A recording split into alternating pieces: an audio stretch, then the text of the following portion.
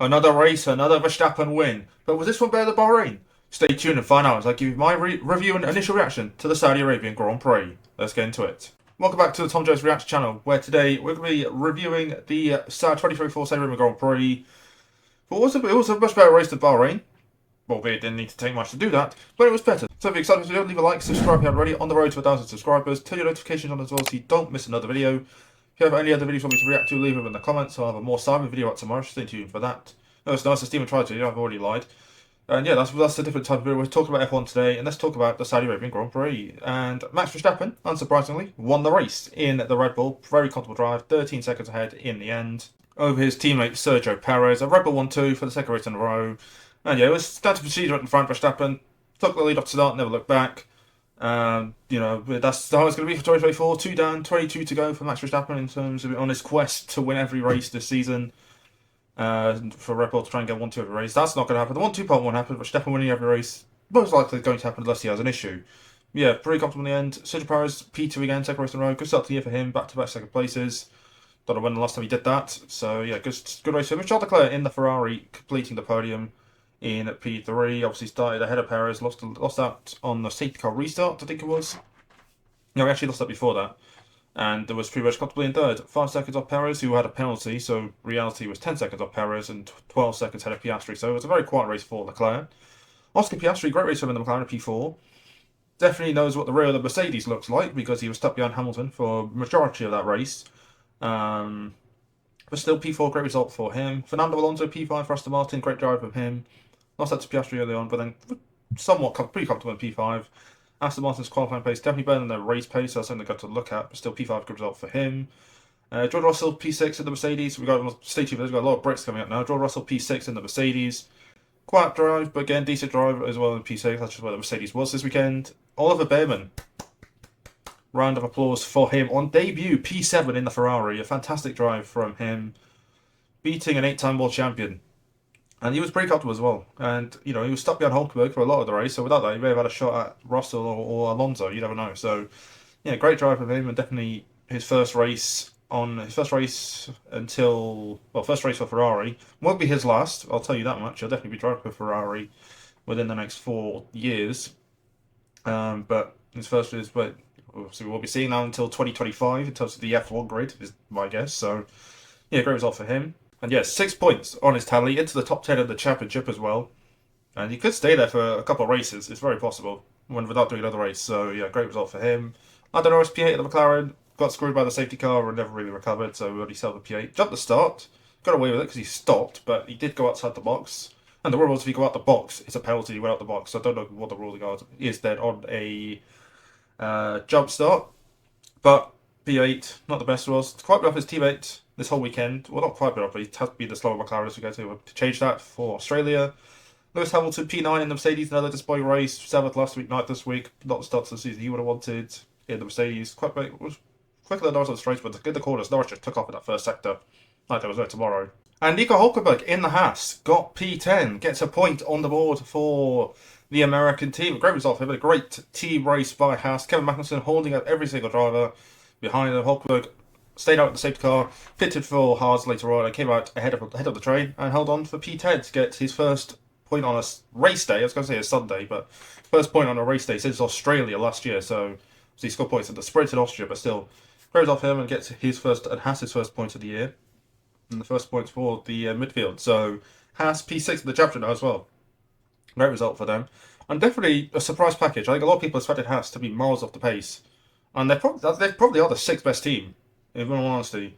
Quality pace, they're the 6th best team, but race pace. Like, they've sorted out the race pace issues, the tyre issues, and they're definitely the 6th best. So, yeah, great result for Hulkenberg and for HAAS to complete the points. Alex Albon, P11 in the Williams. Had a bit of damage from contact with Magnussen, but P11, slightly better than Saudi. Kevin Magnussen, P12, had a 20-second time penalty, and the only reason why he finished 12th and not 16th or 15th is because the others were lapped. So, P12, but again, round of applause to Kevin Magnussen, team player, as I said, holding on that train, so P12 for him.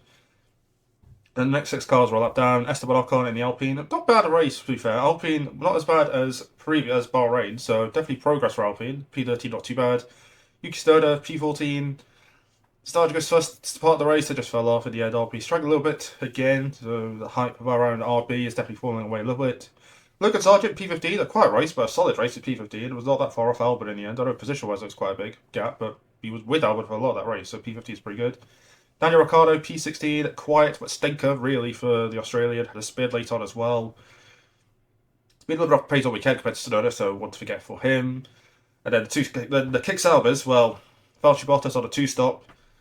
Was P17, was last anyway, so didn't change anything. Joe Guan Yu was running in P11, albeit because he had pitted, and as he made a stop, the same issue as Bahrain for which Bottas had, this time it's the front right instead of the front left, the wheel just didn't want to come off. They were getting wheel nut issues for Sauber, so that's something they need to sort out. They need to get that kick running in, they need to get Adrian Ross to try and sort that out. And then with two retirements, we did have some retirements. Lance Stroll crashed into the wall early on lap 5, well, lap 6, whichever one it was. He did the same thing in practice, but got away with it. This time, not so much. Did what Sargent did. Did what a couple of drivers at F2 did. Hit the inside wall. That's game over. So disappointing for Stroll. Would have been P10, let's be honest. Instead, it's a DNF, so disappointing for him. But Pierre Gasly retired in the Alpine with a gearbox issue. Right at the start. He had it on the formation lap, but they chose to start the race. And just to see the start. And it was dead. I mean, there was typical Alpine issues and had to retire. So disappointing for Gasly and for Stroll. And Pierre Gasly's now 21st in the 20-man championship. You know, that's how it's going to be. Who's going to be that 21st? You know, because with Bearman getting 6 points, he's going to beat... Bearman, I'll tell you now, will finish top 14 of the championship. Like, he won't race again this year, but he'll still finish in top 14. Because, like, it's one thing... It's rare we're going to see the bottom 5 teams score points. So for more of those, 6, 7 of them to go above, so for all 10 of them to get 6 points or more, or 6 points really, well, they got 7 points, isn't going to happen. So... Yeah, I can see a couple of them beating him, but for the most part, it's just going to be a Bearman masterclass in terms of the championship. And the reason why I keep looking over is because Arsenal are absolutely bottling it against Brentford 1-1. Ramsdale, this is why we dropped Ramsdale. That's a different topic. I'm not going to go up on that. But in terms of the race, it was a better race than Bahrain. It was decent for the most part. It was a solid race. Bahrain was a stinker. This was a solid race. So we go to Australia next. Obviously, that was absolute carnage last year. One of the best races of the year. So we'll see what happens there. We'll see if we have the same amount of carnage, or whether it'll be a standard race behind Max Verstappen.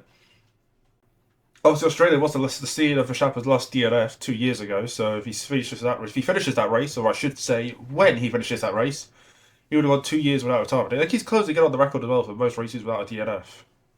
Hamilton did have that record, but obviously, I think the record's 40-something races, 45, 46. So 47, something like that. So Verstappen is on course. I think Verstappen's on for 44 now. It's 43 races, so he's halfway through the year, he'll break it. So obviously we're on a streak now of early races to wake up for. Australia, Japan and China. I say wake up, I'm not going to wake up. I'll stay awake until 6, 7, 8 a.m. That's my sleep schedule at the moment. So Australia, Japan and China.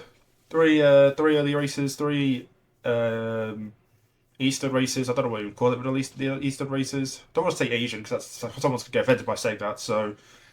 But yes, also scored. King Kai Havertz, 60 million down the drain, as they said. King Kai, let's go. But yeah, overall, that's a solid race. As for F2, again, a crazy race. F2 delivering as usual. So far, F2 this season has been incredible. Enzo Fittipaldi won the race in the Van Amersfoort. A great result for him. Kushmani second, pretty comfortable at the end of P2. And Dennis Hauger got the final podium on the run to the line, pipping Jack Crawford. And Amaury Cordial, who had 3 for 3 when it comes to DNS this season. Well, 1 led the race, and 2 finished P5, and was a quarter away from getting a podium. So Amaury Cordial had a fantastic result. Victor Martins had a stinker again, 0 points for him. So he's now 18th in the championship after 4 races on 0 points. 2 11th place finishes and 2 DNFs. He did finish P10, we got a penalty for taking Aaron out. Well, punting Aaron out the way, should say. But yeah, Rafael Gomez as well scored points, which again, that's another thing which doesn't happen. So I think 6 cars have drivers have scored points, and Victor Martins is one of them, which is just insane. PHM as well have no luck. Like finish at the points with Dirksen and gets a penalty for shit outside. Like they just can't catch a break. PHM, like they can't catch a break. So like both Dirksen and Bernardo yet to score points. Victor Martins is another. Oliver Bearman is now 22nd and last in the championship. Obviously, he did do this round, so. Obviously he's got a lot of work to do now for Bearman. Obviously, you know, he's got to go back to F2 now. I think it's expected that Carlos Sainz does return for Australia, so you know, also Bearman obviously trying to mount a comeback in the championship. He's got to try and go from last to first. He's currently 47 points behind Maloney, so it's doable. I mean, it's probably if he wins the championship, then you know, he definitely does be an F1 with next year. I mean, he's going to anyway, but you know, definitely, you know, no one can complain if he does end up getting that championship. And as for who the other was, Roman Stanek, who also has no points, as well as Juan Manuel Correa in the Dams, who they did bottle the strategy. He should have, if they'd done what cool deal does, he would have scored points. So yeah, disappointing for them. But yeah, overall, a solid day.